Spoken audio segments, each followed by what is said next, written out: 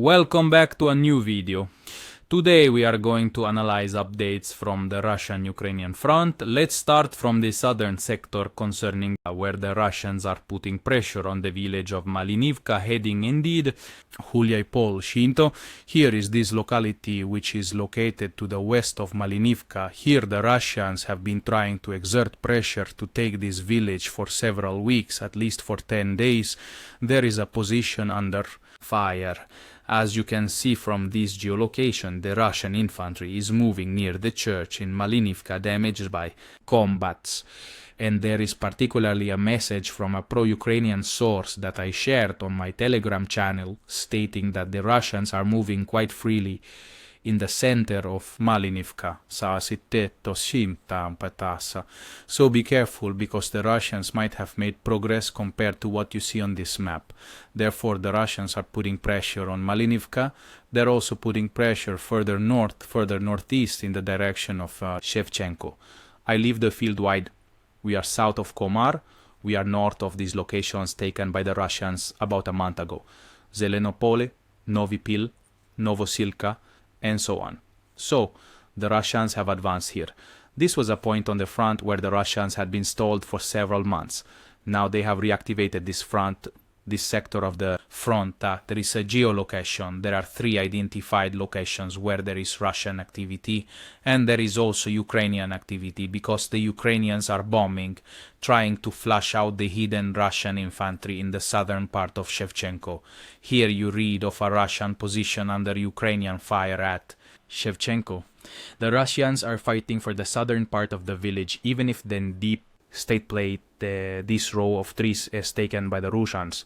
I didn't include it because precisely seeing the geolocations, it seems the Russians arrive more from the south, which are from the east, from the northeast. We will obviously see in the coming days what the various sources and geolocation will tell us. Let's go then. Here we are in the area of the highway junctions. We have 2 geolocations in particular, starting from Zaporizhia, this village which is close to the border with the oblast of Dnipropetrovsk. Here the Russians have taken this locality. There is the classic geolocation video of Russian infantry waving their flag in the settlement.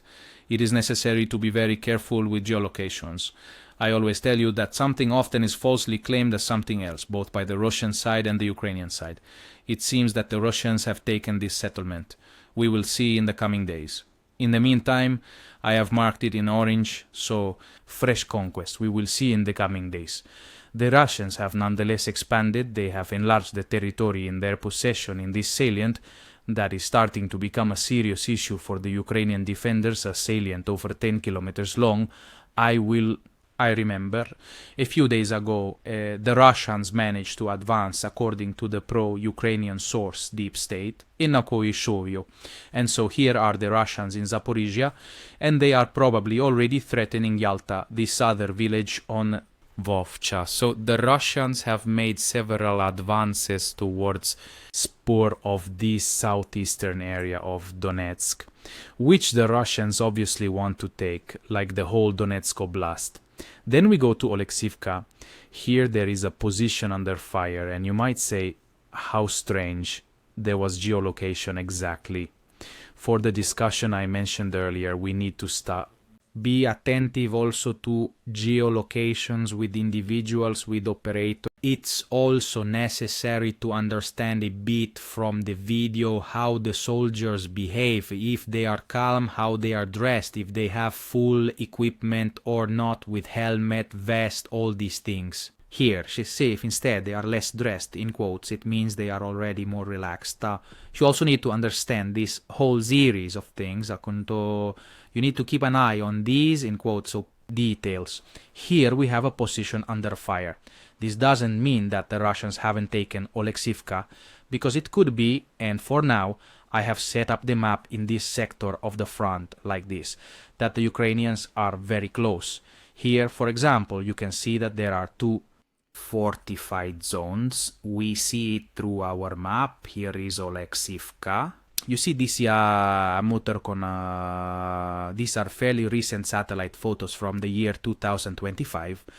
There are these two fortified systems north of Olexifka where the Ukrainians might still be operational.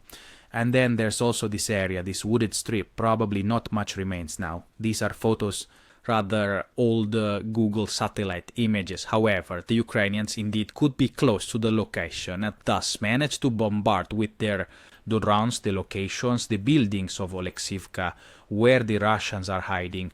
We will see in the coming days if more geolocations arrive where the Ukrainians actually manage to degrade the Russian control of Olexifka. I will mark this area as contested territory, thus position under fire, Ukrainian fire. Obviously a building targeted by Ukrainian defenders. Ukrainian presence close by, as I have said, of the settlement of Olexifka. We then go north, heading towards Kostiantinivka, Estartoi. In particular, we are in the southwestern sector towards Kostiantinivka. The main objective of this sector, as with Toretsk and Chasiv Yar, are all routes towards Kostiantinivka. Here the Russians are trying to advance in this location, that is, it develops vertically. You see how long and narrow it is, and there are several fortified systems north of Yablunivka. I'll show you some. Here it is. One is this. You can see little, but there it is. A fortified system, and there are others, so the situation is very different from what you see on Google Maps. Here there are two attacks, there are two geolocations. There is an infantry attack slightly further north. Russian infantry moves toward the central part of Yablunivka, and also here. Russian infantry advance from south to north after having crossed this defensive line that I have depicted as well. Here it is. Can you see it? It is very long and is somewhat blocking access toward Yablunivka, which is this. So the Russians have managed to overcome this fortified line, which is more of a ditch from what I've seen in the video, more of a ditch than a real trench, an anti-tank ditch though, and the Russians have managed to overcome it. There's this infantry attack indeed. The Russian infantry proceeds towards Yablunivka from the south after overcoming a line fortified. So the Russians are very active. We have also seen various geolocations related to the work of drones in these days.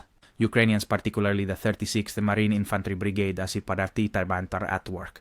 Well, it is truly important work that this experienced brigade is doing, because it is clear that the Russians are really putting a lot of pressure here to try and take Yablunivka.